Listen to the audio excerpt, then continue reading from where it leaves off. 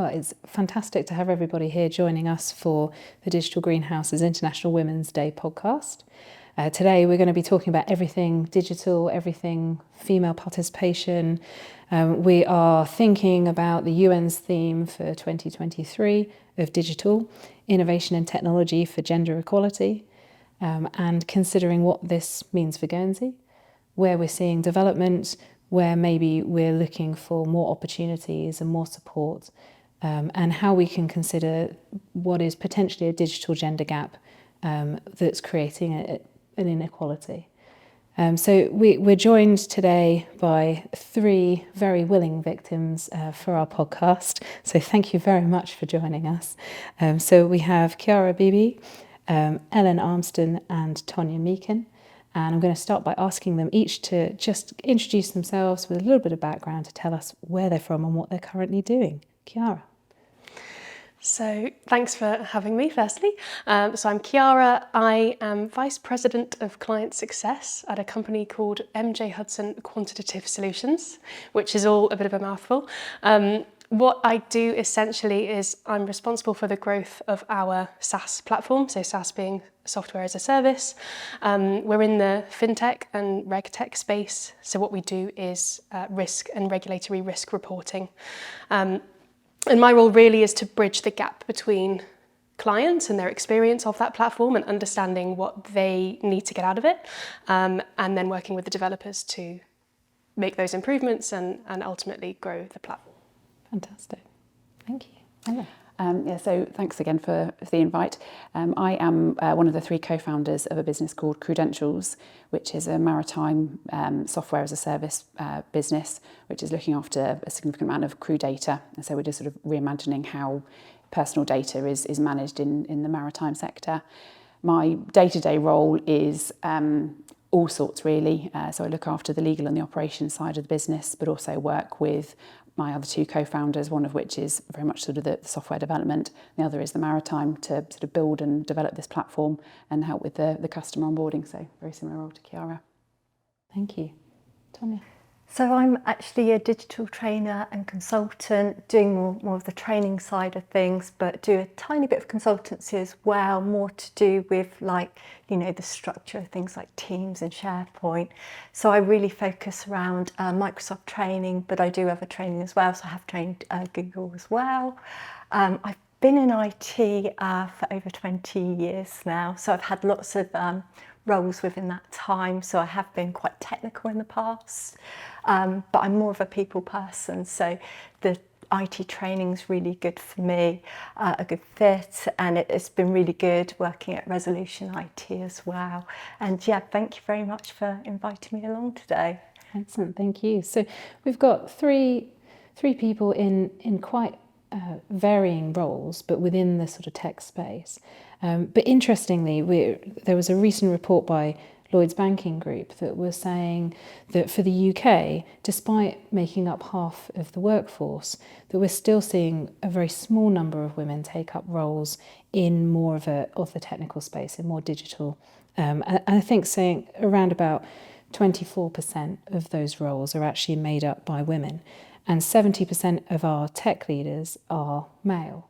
So despite sort of quite a lot of initiatives and changes and programs that have been run over the years, there still does, from the data, seem to be a bit of a gap between women participating in the tech roles versus men.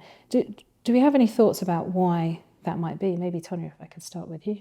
Yeah, so at Resolution IT, they're really keen to onboard women into tech.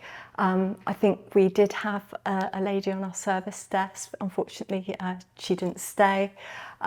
But it's just really getting the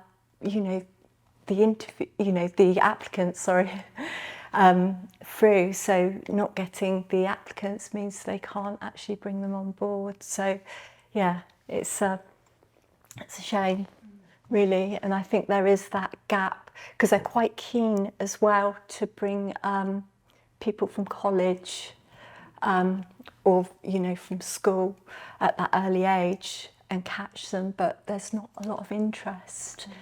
And I think maybe it's like the image that people have of IT. that, you know, they feel like it's a man's world, but there's so many jobs out there. You don't have to think, oh, IT or tech is one particular role, because there's so much to choose from out there. So hopefully, yeah, it's just knowing as well where people could go to find out more about the job roles, because there are so many different choices within the digital world. Fantastic. And actually, if we think just about the people sat around this table today, there's really examples of very, very different roles, using technology in different ways, but also using those other skills that people will bring to the table.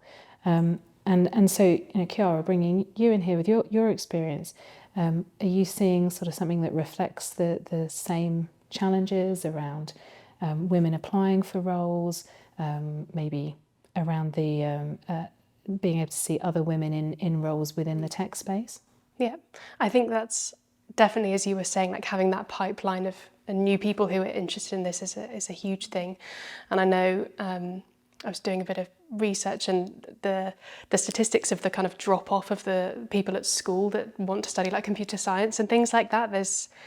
Unfortunately, there seems to be this gap still with girls wanting to study it over boys. So yeah, that I completely agree. I think that definitely needs, you know, we should be cultivating that as much as we can.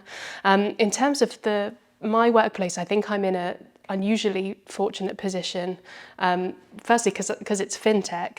On the finance side, typically also male dominated, and then on the tech side, typically male dominated as well.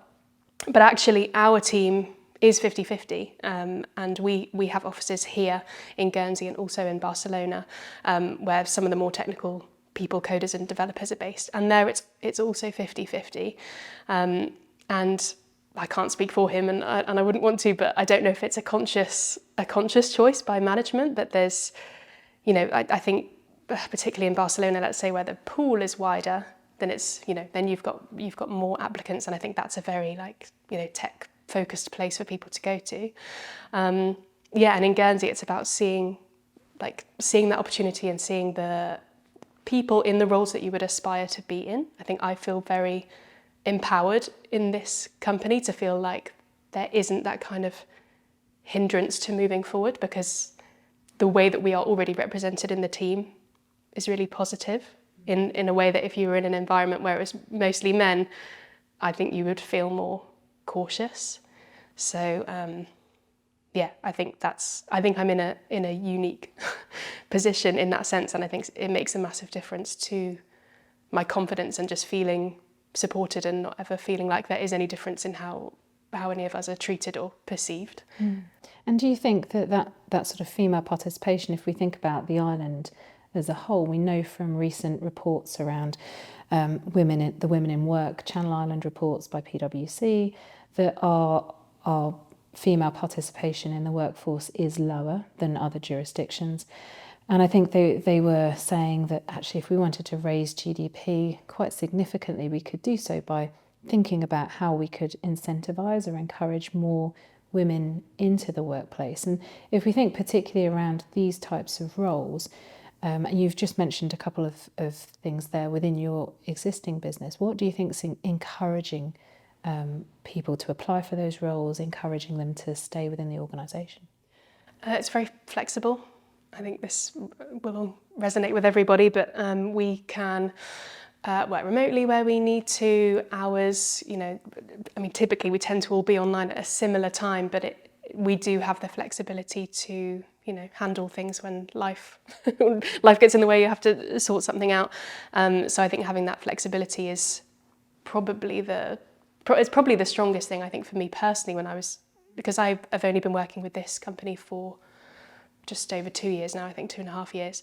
And that was huge for me, actually, as a decider as to where I wanted to be. For me personally, it was because I had, you know, hobbies and various things I wanted to balance as well. But, you know, as you get older, maybe it's children or whatever. But I think that has had a huge impact. And we have our head of research is female as well, and, you know, recently had children, and I can see how that's played out, and that she's had the flexibility that she needs to be able to manage that and do the work that she wants to do. And yeah, it's brilliant. So I would say number one flexibility.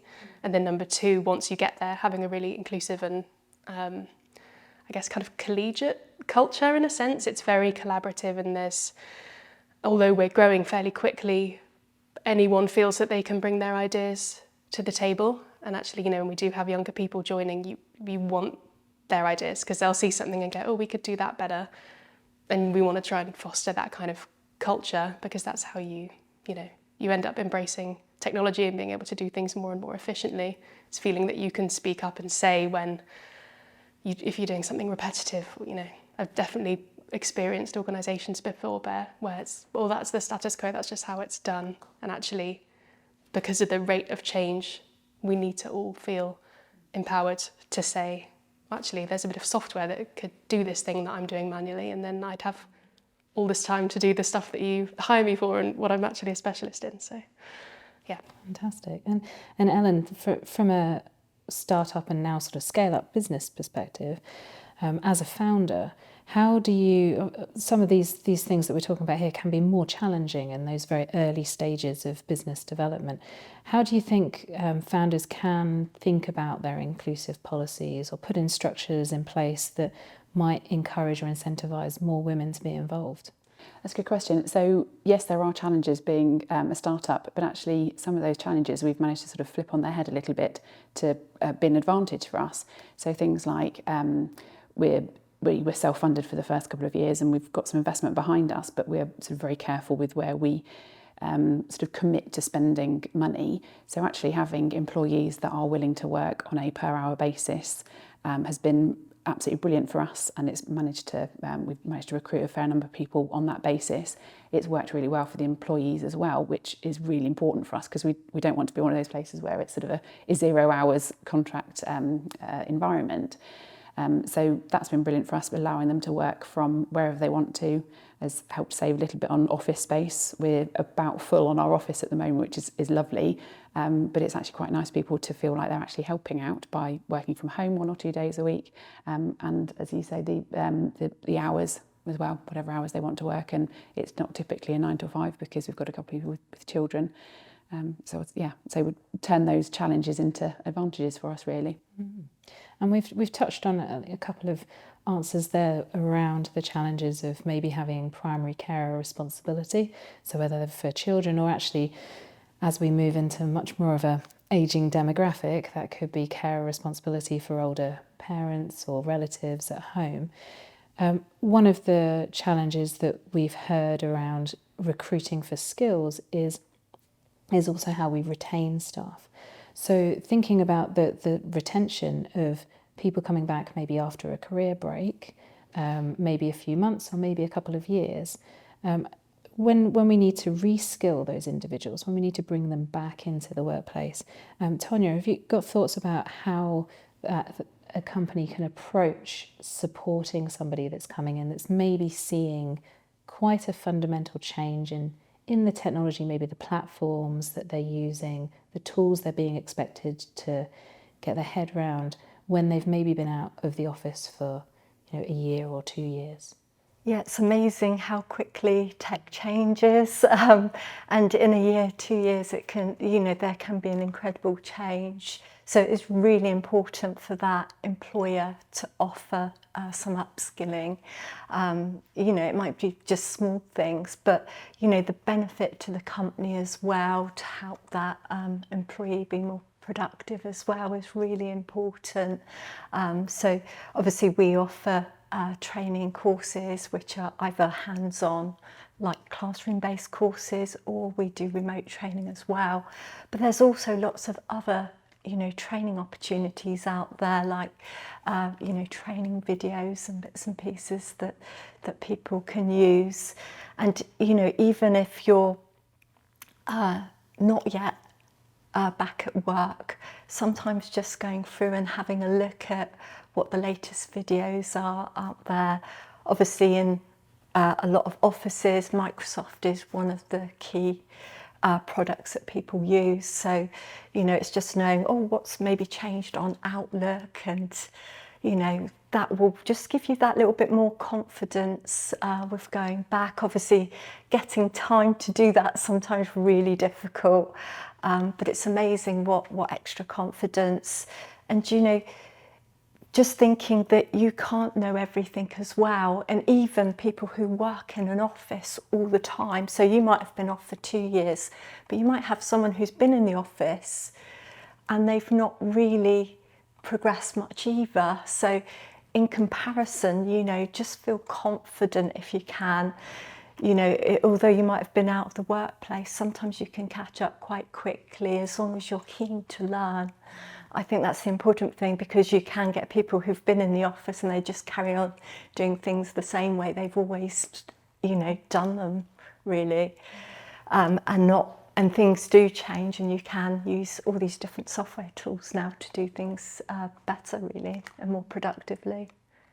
And how does that link into sort of organisational culture? So thinking about how we can maybe create these spaces where you can test, where you can innovate, and we've talked about those tools that are available now. You know, more use of low-code tools, where you're no longer really talking about roles in digital having to be very, very highly skilled in particular programming languages. Maybe there are a lot more opportunities in roles that are using low-code tools. Chiara, within your role, and you're sort of working in this kind of space, how do you think culturally we can support and foster more of confidence, if you like, in those new roles that are coming through?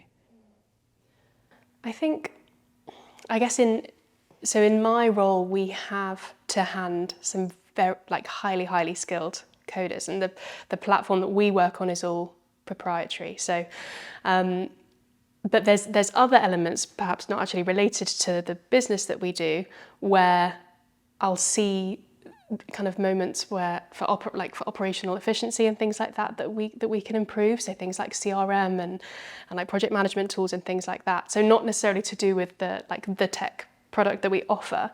And I guess personally with that, I think once you feel that you can dabble in it, you grow more and more in experience, and so now I'm fairly familiar with these kind of different platforms that we use, and being able to optimize them, and you know, you work with a technical person to be able to explain, okay, well, I just want to get from A to B, and how can I do that? And often, like you say, it's kind of low code things that you can find that, you know, where they've got APIs, maybe they link together, so you can say, you know, I'm going to do this here and I want this to happen somewhere else. There's probably something that already does that and that already does it very well, so you don't need to build anything from scratch. And I think having the confidence to just explore maybe one of those things, and then actually you see that working in your organisation, and that's really positive, and then you become more and more confident with it. So in terms of the organisation and how we can foster that, for me it was I guess kind of being given permission to explore those things. I think I'd always encourage people to be as proactive as possible, but obviously that's a bit redundant if you're not supported from the people above you as well. But if you, even on a small scale, see something that you think could be improved, and then say, you know, be quite considered about how you put it forward, make it easy to say yes to. I think this could really work for us. I'm just going to explore how that might work and figure out what the steps are. And then they say, okay, let's try that. And then the results speak for themselves. And then you kind of become known as the person to go to for that. And even if you don't necessarily know everything about it, you then, just through experience, you then come to feel more confident, and then more confident speaking to different people about it.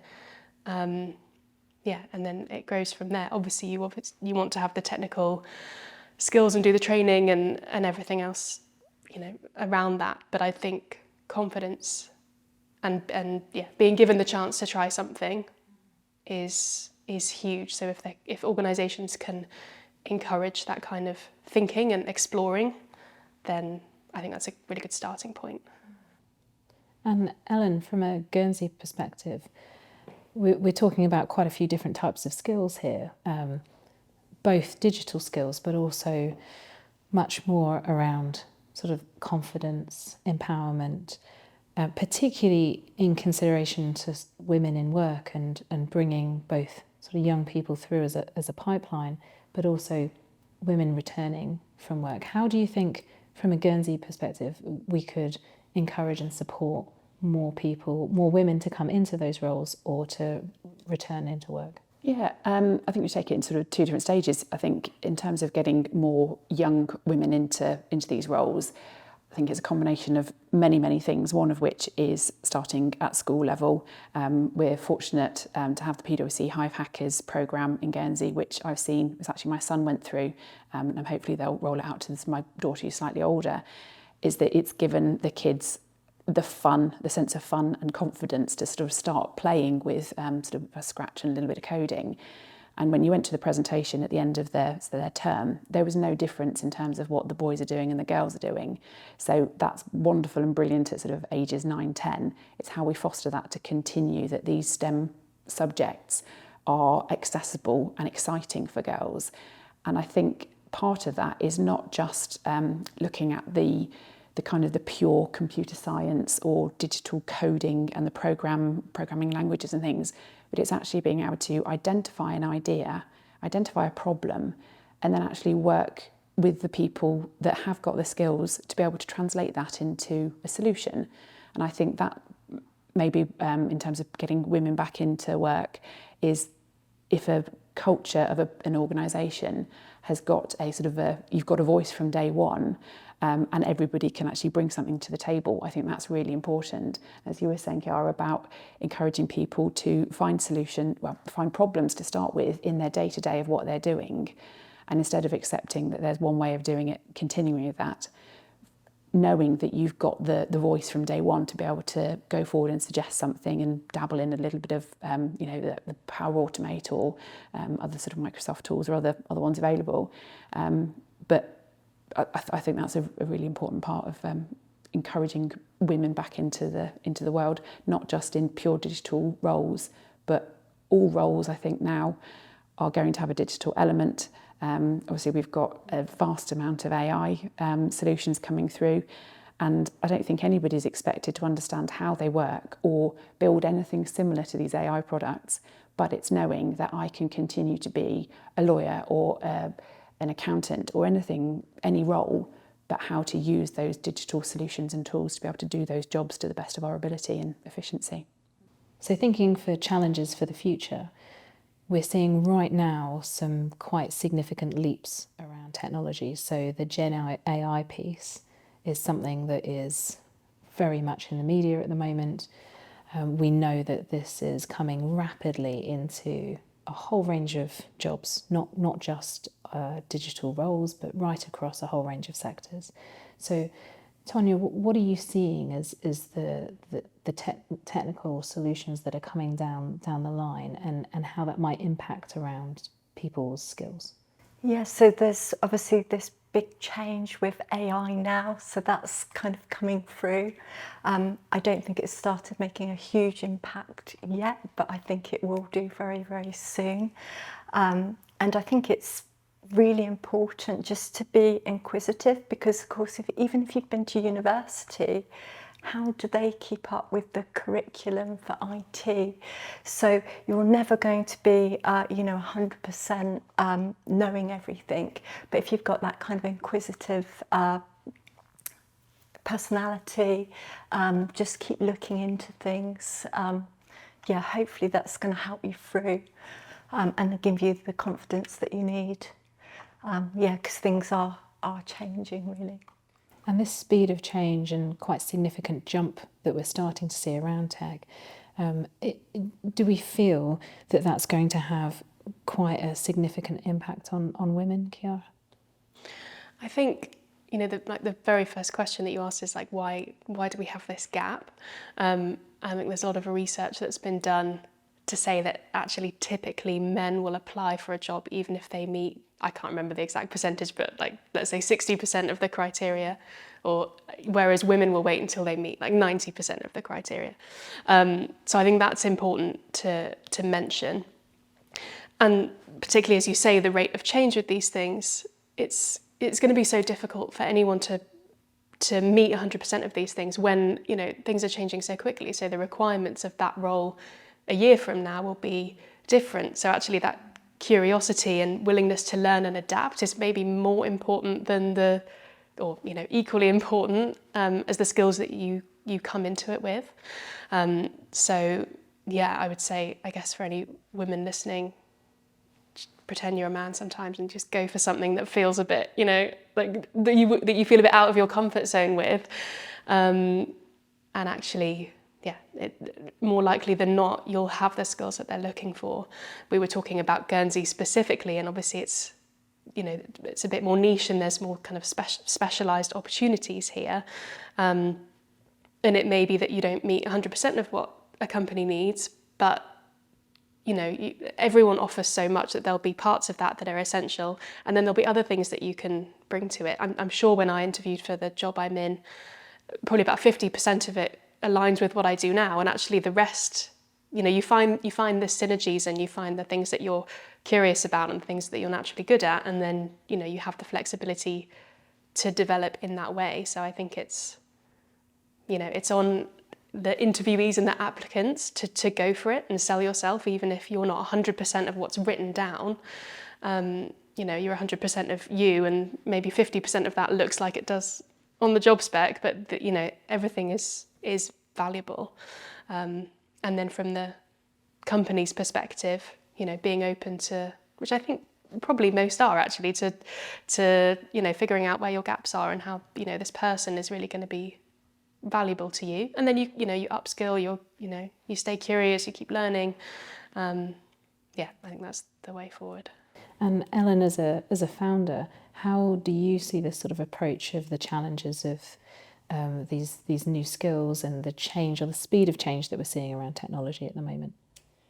I think because we are in the software world, I, as one of the co-founders, I'm never going to be the person that sits there and writes the programme, because, as you were saying with your platform, ours is proprietary and it is built by some very, very clever technical people. That those skills are open to anybody who is willing to put the time in to learn it. And I don't think that is a gender specific thing. It's, you know, our co-founder is a male, but not because necessarily that's because we went out to find a male co-founder. We'd have been quite happy with a female. I don't think your gender can or should sort of preclude anybody from learning those skills if you're willing to put in the time and the effort.